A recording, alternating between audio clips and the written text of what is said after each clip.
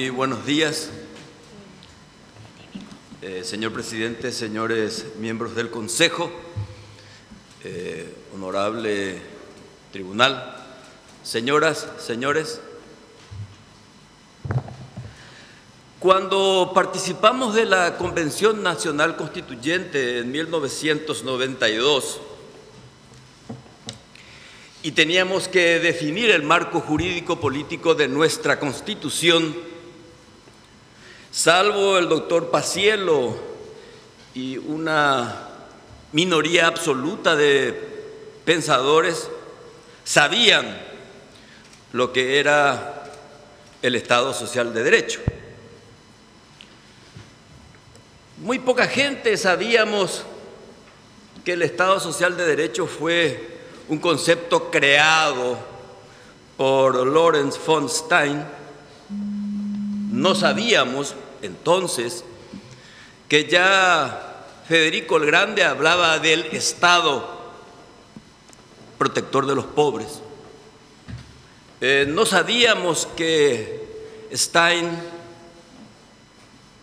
igual que Hegel, Feuerbach y otros pensadores, empezaron a dibujar las funciones modernas de un Estado moderno. Dejaban ya de lado el Estado liberal como agente de tránsito e incorporaban en la función del Estado una gestión mucho más social. El Estado Social de Derecho obviamente se moderniza con Norberto Bobbio, que trata de conciliar el liberalismo con el marxismo. El Estado Social de Derecho tiene su esplendor después de la Segunda Guerra Mundial, sobre todo cuando el canciller Konrad Adenauer, por la vía de Ludwig Erhard, creador de la economía social de mercado, buscan sustituir al Estado socialista como modelo de gestión. El Estado Social de Derecho es una fórmula novedosa en que se combina la iniciativa individual con la gestión reguladora del Estado, sobre todo para que la producción y el crecimiento se conviertan en desarrollo por la vía de la distribución equitativa de la riqueza. Y dicen, y bueno, ¿y qué tiene que ver el Ministerio Público con esto? Y mucho porque no podemos hablar de la combinación de la defensa del derecho individual y la defensa de los derechos colectivos si no abordamos el tema de la gobernabilidad. Otra de las facturas de las ciencias políticas inventadas por Huntington y perfeccionado por muchos exponentes, donde la gobernabilidad hace sobre todo al concepto musculoso de la democracia. No hay gobernabilidad y por lo tanto no hay democracia si no hay instituciones estables, si no hay legitimidad de gobernantes, si no hay un proyecto de nación mayoritariamente compartido, si no hay un respeto a los derechos humanos y si no hay un respeto a las discrepancias y al medio ambiente. En esas circunstancias, si no tenemos claridad de concepto de lo que es el Estado Social de Derecho, de lo que es la gobernabilidad, el Ministerio Público, con ayuno de concepto, no puede cooperar con esa responsabilidad que tiene los signos de nuestro tiempo. Y he aquí que el Ministerio Público entonces tiene que convertirse en un agente que transforme las estructuras para que el bien común, una ensoñación de teóricos, se convierta en un hecho cierto. El Ministerio Público tiene que cooperar coordinadamente con los tres poderes del Estado. No puede ser, como la percepción actual, que el Ministerio Público sea extremadamente funcional al Ejecutivo. Con el Ejecutivo tiene que ser leal, no dócil. Con el Ejecutivo tiene que ser solidario, no cómplice. con el poder legislativo. No puede ser un regateador marroquí, tiene que ser un negociador republicano sobre el presupuesto que le tiene que asignar como representante de la sociedad. No puede ser un rival homicida del Poder Judicial, sino que un cooperador o un cooperante inteligente y fraterno. Exige las exigencias. Nuestro país es un país con una sociedad desestructurada, con una crisis institucional. Sobre las instituciones está una permanente cultura de la sospecha. ¿Qué se piensa del Ministerio Público? Bueno, nos hemos emancipado de los síndromes de don Clotildo Jiménez. Es una de las instituciones que se ha emancipado del Poder Judicial y hoy día es una institución que goza de prestigio y una percepción de desprestigio al mismo tiempo. Es una institución de la que se piensa que es manipulable, que es una institución que aún a pesar de que es una de las que más se interesa en la formación de sus cuadros, es una institución donde hay desmoralización y resentimiento. Porque no hay carrera fiscal, aunque esté establecido, pero de repente alguien que no ha sido auxiliar, no ha sido asistente, no ha sido relator se convierte en fiscal. No hay carrera fiscal. Entonces, más de uno me va a decir, ¿ande? ¿Mo bien de piragüira yo a ver hay que sobre corapibe? Es parcialmente cierto, pero no es tan así. Como abogado litigante conozco el comportamiento, el desdén de algún fiscal. Como también me cautiva el fallo de algunos. Conozco perfectamente el equilibrio ético de algunos y el desbarrancamiento de otros. El fiscal general del Estado, ante estas circunstancias, está obligado a tener una curiosidad depredadora de lo que pasa al interior y al exterior de esa institución. Autonomía funcional y administrativa forma parte de nuestra cosmetología política. Porque en la práctica no está anunciado, pero no tiene los suficientes recursos para que esa autonomía sea eficaz. Hay mucho dinero para salud, hay mucho dinero para educación. Y para la seguridad, que es el sustento del Estado, no vale la pena. Entonces, cuando dice el compromiso con los valores de la libertad de nacer desnudo no me sirve para nada si con el correr del tiempo no me puedo vestir. La libertad sin vivienda es una prótesis. La libertad sin acceso al conocimiento, sin acceso a la ciencia, a la oportunidad del trabajo, es una libertad que no vale.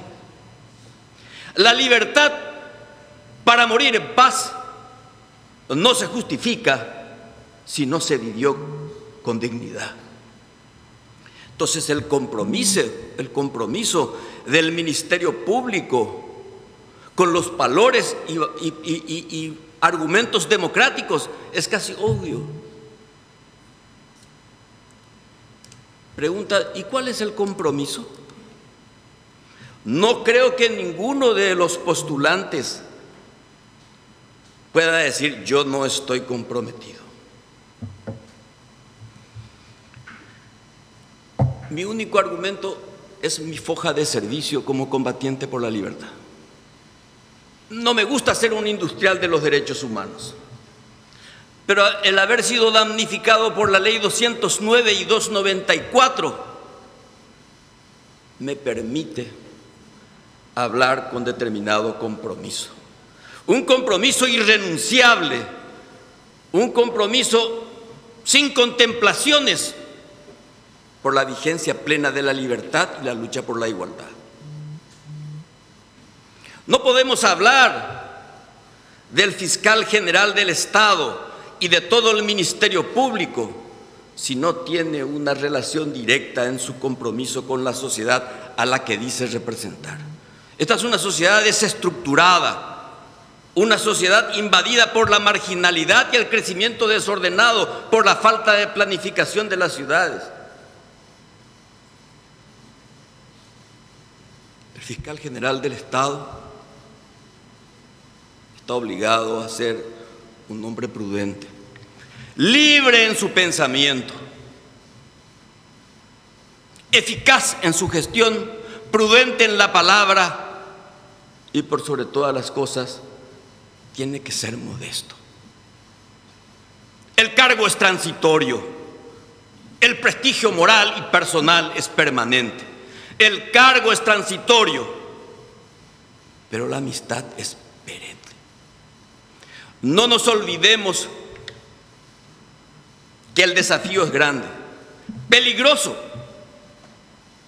La función del fiscal general del Estado es administrar talento y coraje, talento que abunda para sobrellevar las dificultades de un sistema burocrático autoritario, coraje para vencer la adversidad de los desafíos del narcotráfico, de la violencia, de la trata de personas, de los carteles que administran nuestras fronteras. Y hay fiscales que ni siquiera tienen chaleco antibala. ¿Cuáles son los recursos con que cuento? La ley, y nada más que la ley, cuya aplicación no se negocia y ni siquiera es discutible. Y mi veteranía política, que me va a permitir soportar la presión de los poderosos y me va a permitir comprender la urgencia de los miserables. Quiere decir entonces que el fiscal general del Estado tiene que ser un hombre de Estado. Y un hombre de Estado es el que está dispuesto a asumir riesgos. Este paraguayo que viene del Chaco está dispuesto a asumirlos, porque quiero, como ustedes también quieren, lo que quiso Antequera, una república comunera. Muchas gracias.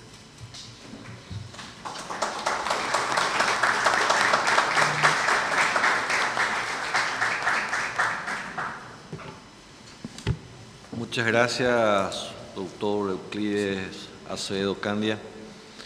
La presidencia en este momento va a proceder a dar el tiempo para las preguntas a los señores miembros del Tribunal de Honor que nos acompañan hoy y a quienes agradecemos profundamente en la persona de cada uno de ellos. Nos acompañan el doctor Enrique Sosa Eliseche, el doctor Luis Fernando Sosa Centurión, el doctor Rodolfo Gil Paleari, la doctora Amparo Pacielo, el doctor Sixto Volpe y el doctor Damián Pérez Ascona. Muchas gracias a cada uno de ellos por acompañarnos en este proceso.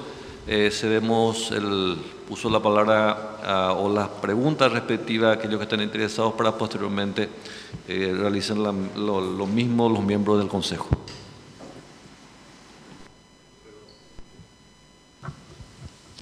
Perdón, presidente. Muy interesante su exposición, doctor Acevedo. Usted habló del Estado social de derecho, de la participación que tiene el Estado en toda la actividad social, no meramente individualista, no de garantía del individualismo, sino algo que el Estado pueda extender sus beneficios a toda la sociedad, a toda la comunidad.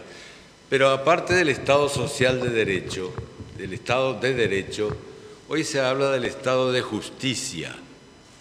Un Estado de justicia en el cual se considera que más que el derecho, lo que se pretende es la justicia, y que el Estado de derecho, si bien tiene el significado de de observancia plena de la ley, también hay que observar que la ley lo que persigue es la justicia. ¿Qué criterio tiene respecto usted al rol que corresponde a la Fiscalía General del Estado con respecto a este estado de justicia? Decía el profesor Correa que el Estado de Derecho, si no busca la justicia, no tiene razón de ser, y que la justicia social es un pleonasmo, en el sentido de que la justicia siempre es y debe ser social. Y el Ministerio Público, como agente coagulante de ese Estado social de derecho, y porque representa, y no representa a la tuticracia de la sociedad, debe representar básicamente al sector más vulnerable, al sector más desposeído. Y el desposeído, el último recurso que tiene es la justicia. El último recurso que tiene es la ley. Por eso, donde mayor injusticia hay a veces es del juzgado de primera instancia. Por eso, la claridad de conceptos es absolutamente indispensable. Si no hay claridad en estos conceptos, doctor Sosa, la pérdida está asegurada.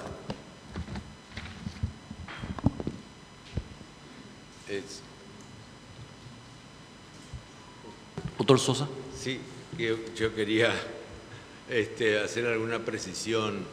Cuando estamos hablando de justicia, nos estamos refiriendo no solamente a la administración de justicia, sino a un estado de justicia general. Leyes justas, actividades justas, administración de justicia adecuada, pero me da la impresión de que el rol del Ministerio Público, quizá esté equivocado, doctor Acevedo, yo, se centraliza en la administración de justicia. Cuando hablamos de que no hay justicia, no solamente hablamos de que no hay justicia en la administración misma, en lo que hacen los jueces, sino a veces no hay justicia en las leyes, no hay justicia en la distribución pública, en la distribución de los beneficios para toda la comunidad en general.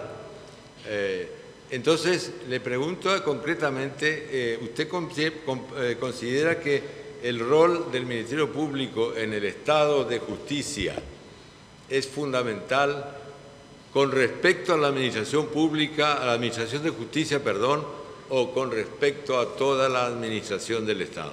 No, con toda la administración del Estado, doctor Sosa, porque si se va a limitar solamente a la administración de justicia, le hace su vinculación con el Poder Judicial, va a ser un Ministerio Público mostrenco. Está obligado a incorporarse a la elaboración de una política fiscal, a una política de seguridad, a una política de cultura nacional democrática. Es una función mucho más amplia.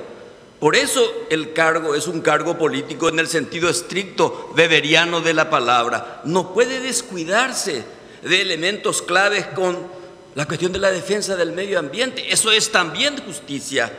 Defender los intereses del trabajador es también justicia. Defender los intereses de los empresarios es también un estado de justicia.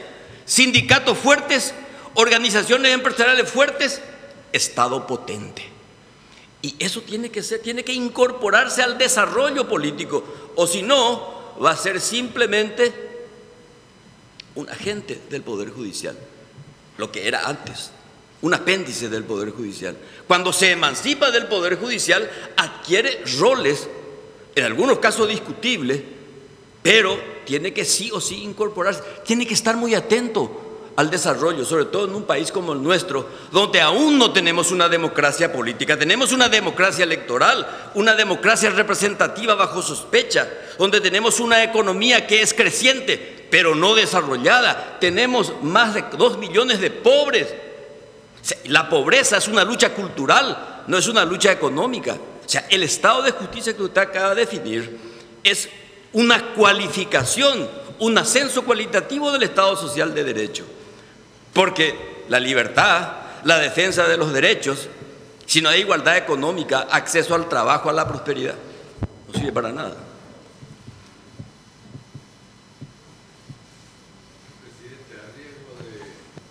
A riesgo de convertir esto en un diálogo, me permito, con la anuencia de mis colegas, preguntarle algo que para mí es fundamental. Usted es un hombre político, doctor Acevedo. Es un político. A mí mi padre me decía que la culminación del ser humano es ser político. Político con mayúsculas. Pero acá sabemos que existe también una micropolítica que es la que a veces hace que se desvíen las finalidades y los objetivos. Cuando usted actúe en la hipótesis en que sea designado en la Fiscalía General del Estado, ¿cómo manejaría esos roles políticos? Tanto en lo que respecta sobre todo a la pequeña política, la micropolítica, que a uno no puede estar desatento a esos conceptos. Pues mire usted, el hecho de que yo soy un veterano de la política, habiendo sobrevivido el purgatorio de la Cámara de Diputados, la tormenta de la Cámara de Senadores y haber participado en un extravío del servicio exterior como embajador, me permite de alguna manera ver con mayor objetividad, y de eso también se trata la gobernabilidad, de aumentar la calidad política de los partidos, que ha sido invadida por la liviandad, por la falta de rigor.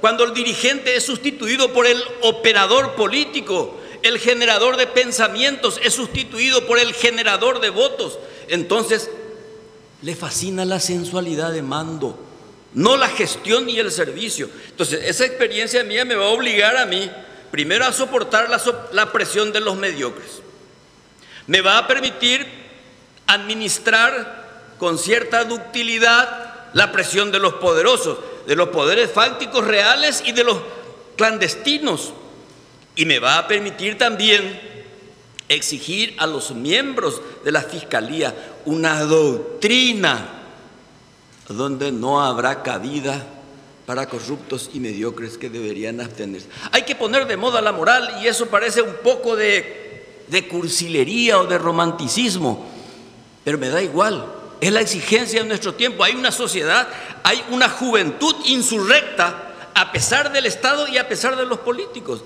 Hay un viento mentolado que da cierta frescura hoy día. Por eso, doctor Eliseche, aquel que quiera ser fiscal general del Estado tiene que manejar los códigos de la política, la sucia y la límpida, para poder optar, porque si no, todo va a ser muy fácil. Esto es un desafío muy serio. Muchas gracias. ¿Algún otro miembro del tribunal, por favor? Tiene la palabra la doctora Amparo Paciel. Al inicio de su exposición, usted habló del Estado social de derecho. Me gustaría que usted definiera, por favor, lo que es el Estado social de derecho, porque veo que hay alguna confusión, no digo en usted, sino en otras personas, y diferenciarlo del estado de bienestar. Bueno, como usted sabe mejor que yo, y eso me enseñaba su difunto mi querido amigo Paciello, que el estado de bienestar es una contestación al Estado soviético. Y está el Estado social de derecho, que de alguna manera está en el medio. No siempre lo del medio supone eficiencia y resultado exitoso. Hoy día el Estado del bienestar está en plena decadencia. O si no, pregúntele a los europeos. Pregúntele a la señora Marine Le Pen a ver si está de acuerdo con el Estado del bienestar. Va a echar por tierra. En España, ¿qué pasó con el Partido Socialista que defendía el Estado del bienestar? Están en la puta calle, como dicen ellos. ¿Por qué? Porque hay ese concepto de que el Estado del bienestar termina convirtiendo en súbdito al ciudadano, porque todo está a cargo del Estado. Y el Estado social de derecho, en esa síntesis novedosa, estimula el emprendimiento individual y está para corregir y regular cuando los derechos sociales no están contemplados. Porque de nada sirve el derecho a la vivienda, el derecho al trabajo, el derecho a la salud, si no se estimula la prosperidad individual. Ahí está la diferencia entre el Estado social de derecho y el Estado de bienestar. Probablemente lleguemos a lo que dice el doctor Sosa alguna vez, al Estado de justicia, que es una concepción más integral del Estado. Un Estado que hoy día está prácticamente vulnerable, por lo menos el nuestro.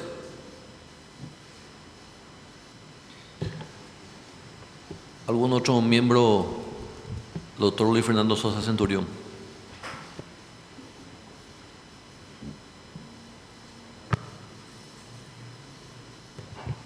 Bien. Nada más que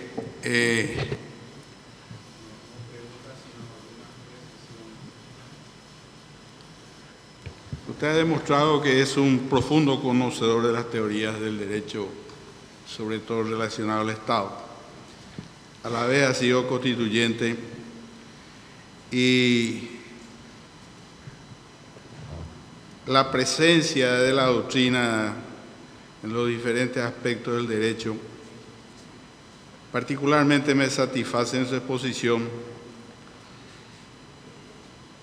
Tenemos por un lado de que nuestra Constitución a los fiscales simplemente le exige cumplir con la ley.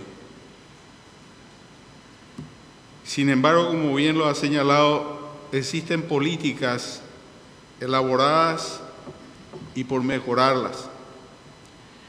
¿Cómo usted, siendo fiscal general del Estado, propiciaría las mejoras de las estructuras existentes y las leyes imperfectas a través de simples críticas o tendiendo a estructurar la aplicación de nuevas doctrinas y teorías adecuadas a nuestra realidad? Siguiendo un poco todo esto al pensamiento ya expuesto por el doctor Sosa Liceche. Gracias. El fiscal general del Estado no puede limitarse a administrar solamente su tropa de fiscales.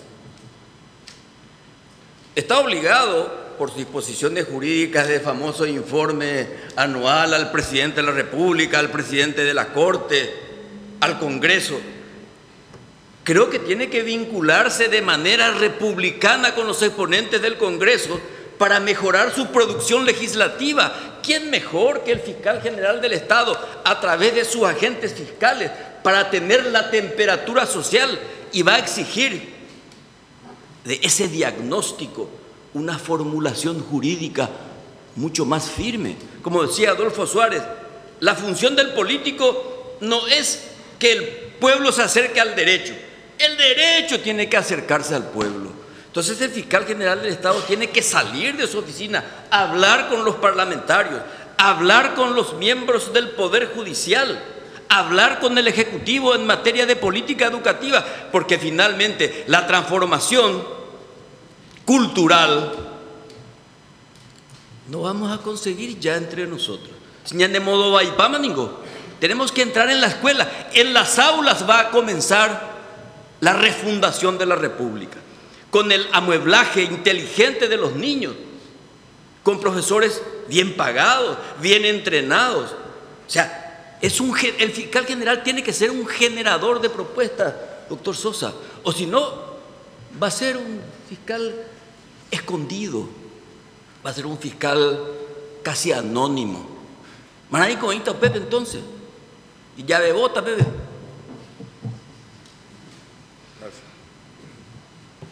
Muchas gracias, doctor Sosa Centurión. ¿Algún otro miembro que quiera hacer la consulta antes de formular las preguntas del público? Doctor Rodolfo Gil Palari. Doctor Acevedo, desde el punto de vista práctico y real, ¿cuáles serían las 3 características esenciales para ser un buen fiscal general del Estado? Los 3 requisitos que debe reunir este señor para cumplir con su obligación como debe ser. Le ruego me establezca esos 3 requisitos en un orden de prelación. Universo cultural, Un fiscal general ayuno de conceptos no le va a prestar el servicio a nadie. En segundo lugar, debe tener una fuerte resonancia ética. Su conocimiento no acompañado por la ética no va a poder generar la paz ni el desarrollo. Y en tercer lugar, una gran capacidad de gestión, porque si es inteligente, es ético, pero es improductivo, entonces tampoco sirve para nada. Creo que esos tres de los muchos requisitos que debe reunir, pero en ese orden, doctor Gil Paler. Muchas gracias. Muchas gracias. Si no hay otro miembro, doctor Pérez Ascona, ninguna. Doctor Volpe, tampoco. Bueno, pasamos a las preguntas que han llegado a la presidencia, doctora Acevedo, de los que están participando de esta audiencia pública. La primera es su postura de estar en contacto o colaborando con los otros por el Estado. ¿No lo volvería funcional a los intereses políticos del momento? No, señalé claramente que no tiene que ser funcional. La funcionalidad acá es sinónimo de sometimiento. Y el fiscal general del Estado no tiene por qué someterse a nadie, tiene la legitimidad del poder constituyente de la sociedad que le otorga. No tiene por qué someterse a nadie. El día en que se someta no sirve para nada. Y si eso me sucede a mí, aña caputita, aña un poco todo oposición, cada uno va se ve y pegue.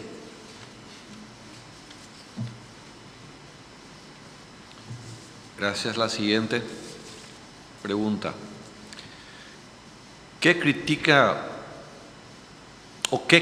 formularía a la actual política desarrollada por el Ministerio Público? Bueno, yo creo que había expuesto como percepción, me parecería mucha insolencia en este momento criticar de una manera acre a quienes hipotéticamente pretendo sustituir. Pero creo que, entre otras cosas, el Ministerio Público necesita de un mayor liderazgo, de una mayor presencia nacional como exponente de la sociedad, y no ser simplemente un mero funcionario público. El fiscal general del Estado tiene nada más y nada menos que, además de la representación de la sociedad, una vinculación simbiótica con el Estado.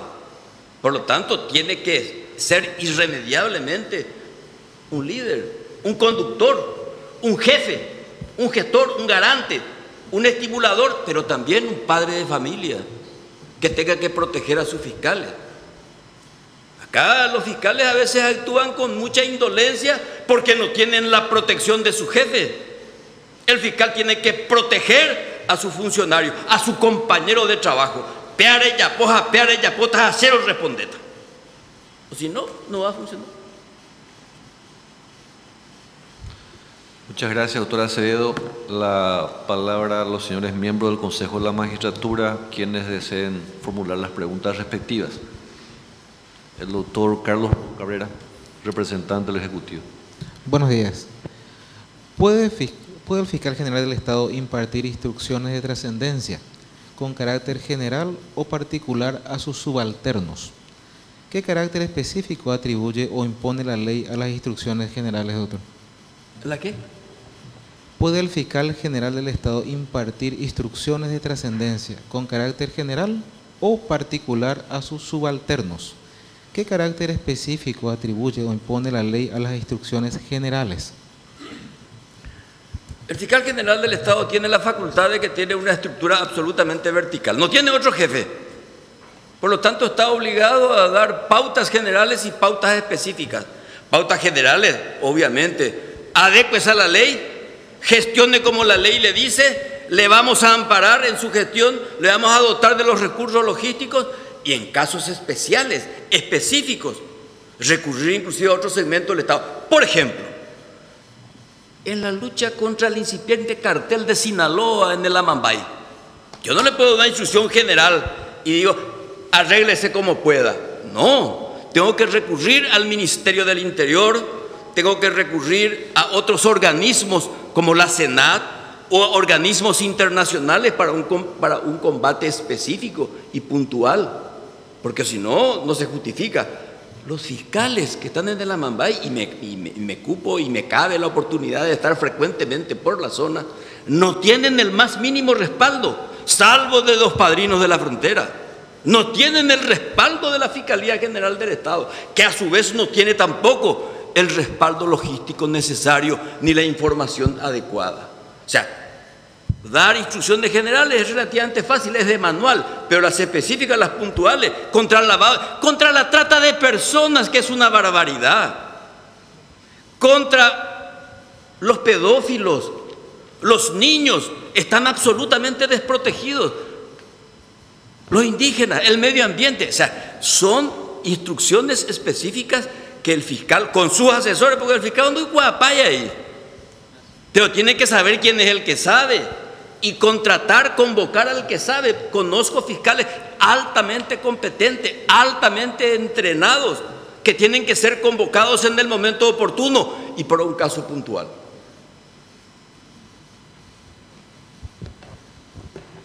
El doctor Cristian Daniel Criscovit tiene uso la palabra. Doctor Euclides Acevedo, buen día. Hoy se menciona que el Ministerio Público es una especie de cuarto poder del Estado, atendiendo a la importancia y la relevancia de funciones y como representante de la sociedad sobre todo. Y se critica que hay casos en que esa sociedad se siente indefensa ante el Ministerio Público. ¿Usted considera o qué criticaría al sistema procesal penal o al sistema penal atendiendo a ese sentimiento de la gente que siente lejano el Ministerio Público? Eso del cuarto poder es una buena factura mediática, pero creo que es una imprecisión conceptual. También algunos dicen que la prensa es el cuarto poder, otros hablan de la Fiscalía como el extrapoder. Pero ¿de qué sirve el poder de la Fiscalía General del Estado, doctor Criscovit, si justamente en esa función con el Estado Social de Derecho desprotege a los miserables? Yo le contaba que en las fiscalías a veces yo sufro el desdén de un fiscal arrogante. Yo, que soy más o menos conocido, no me da la más mínima bolilla, no quiero ni pensar con que es la víctima. Porque el victimario pues no denuncia, el victimario es como cañú. La víctima es el que denuncia y no está protegido, no está defendido, porque es un problema de representación y un problema de conceptos, un problema de doctrina. Por lo tanto, no solamente tiene que decir, arréglese con el derecho penal. No, tiene que haber una asistencia más efectiva, doctor Criscovit. Y eso no es un compromiso del fiscal, sino que de todos los miembros del Ministerio Público. No me sirve para nada que el fiscal general del Estado sea una especie de Cid campeador y el resto profesionales del ocio, del resentimiento, del desdén, que esperan la placidez del retiro de su jubilación y entonces recurre al más mínimo esfuerzo. Concretamente, doctor, en materia legal, ¿qué cambiaría para cambiar esa situación? Tendría que discutir con los exponentes del Parlamento, acompañado por los mejores penalistas, y los mejores penalistas no son los que se saben de memoria del proceso, sino los avances del derecho penal en vinculación con la defensa del ciudadano. Por aquí no se trata solamente del castigo, se trata también de la prevención. Entonces, me tengo que vincular con los que más saben. Por eso mi vinculación con el Congreso es vital. ¿Dónde va a conseguir la ley o la modificación del derecho penal si no me vinculo con ellos? Porque por arte de prestidigitación no va a surgir.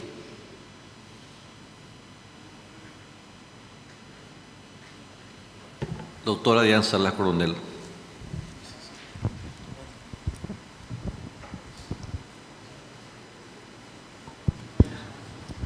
Doctor Euclides Acevedo, hoy creo que un periódico lo presentaba como el postulante verborrágico. Hizo honor realmente con la exposición, pero viendo su tesis doctoral, que habla del sistema o servicio de inteligencia, importancia del sistema de inteligencia para la seguridad del Estado. ¿En qué medida, qué aporte para el Ministerio Público de llegar al cargo puede representar ese conocimiento teórico sobre su tesis doctoral para el Ministerio Público, doctor Acevedo? Vamos por parte, doctor Salas. El Estado no tiene otro sustento, ni hay otro: seguridad. La seguridad se obtiene a través de una política de defensa. La política de defensa y la de seguridad no son conceptos ni militares ni policiales, son conceptos políticos, son conceptos civiles. Nada se obtiene sin información previa. Solo se puede prevenir lo que se sabe de antemano.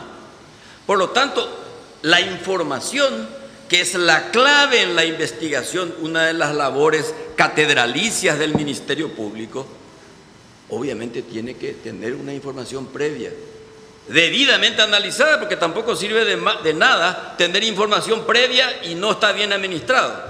Y la información mal administrada, que no se convierta en producto y trasladar a los que tienen poderes de decisión, tampoco sirve para nada. El artículo 14 de la ley 1562 autoriza y obliga al Ministerio Público a recurrir a otras instituciones para prevenir el delito.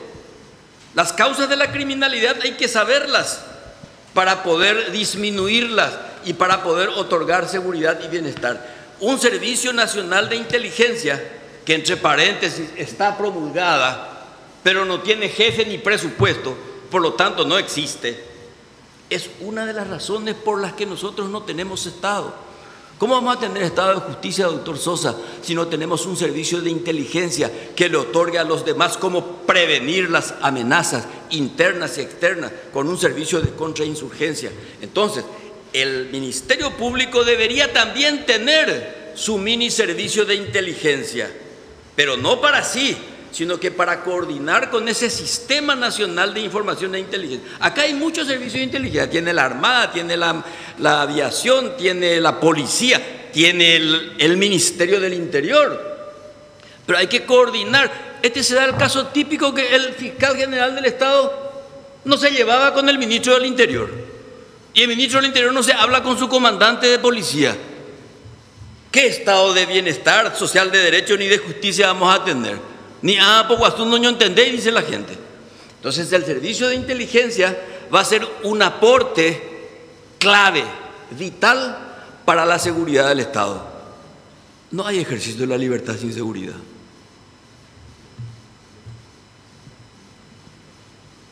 Gracias. Doctora, Acevedo, una consulta particular. Estaba comentando en su exposición acerca de por llamarlo así, trabajo solidario o un trabajo en concordancia con los más por el Estado, y a partir de ahí presentar proyectos que hagan factible, viable un trabajo eficaz en el Ministerio Público. ¿Qué opinión le merece o qué puede expresar en relación a un comentario instalado en toda la ciudadanía de que en nuestro país tenemos sobradas leyes y que particularmente esas leyes no se cumplen y que permanentemente estamos proyectando nuevas leyes ante justamente la gran percepción ciudadana de la falta de cumplimiento de esas disposiciones legales ya existentes? El doctor Helio Vera, que fue mucho tiempo asesor de varios fiscales generales del Estado y un observador perspicaz, decía que el Paraguay padecía de anomia, ausencia de normas, cuando en realidad hay tantas normas que se contradicen entre ellas y cuyo cumplimiento es de repente casi imposible. Entonces tenemos la cultura del azar, la cultura de lo casual, de lo inesperado. Y se pregunta Helio Vera, ¿qué preferimos? ¿Eso o la previsibilidad de un Estado de Derecho? Y dice Helio Vera, El financista del cuatrerismo de un departamento no sabemos si se va a ir a la cárcel, a pesar que hay una ley que lo dice. O porque a lo mejor le dan una banca en la Cámara de Diputados, o con una resplandeciente condecoración. Entonces, vivimos en la cultura de la sospecha, como dice el doctor Candia Amarilla. Nadie cree más en nadie. Entonces, nuestra situación es complicada, mi querido doctor. Y ahí donde las leyes tienen que ser permanentemente depuradas. Si yo decía, acá tengo la ley, acá mi veteranía política, la ley tiene que ser reinventada, reciclada, realimentada permanentemente por los que más saben. Y por eso la publicidad es importante. ¿Por qué el Consejo de la Magistratura apela con tanto entusiasmo y hasta si quiere con cierto fanatismo por la transparencia? Por la necesidad del mejoramiento. Las cosas mejoran con la transparencia. Entonces, las leyes que son múltiples y cuya aplicación se duda, porque acá se negocia todo. Este es el único país donde se negocia la aplicación de la ley. Y la ley tenemos que acostumbrarnos a que sea aplicada y no simplemente enunciada. Y ese es un problema cultural. Entonces, el problema es mucho más complejo y el desafío mucho más serio, mi querido. Muy bien. Muchas gracias, doctor Euclides Roberto Acevedo Candia. Habiendo concluido el tiempo, informarle que por Secretaría no hemos recibido ninguna denuncia, motivo por el cual no se le ha corrido traslado.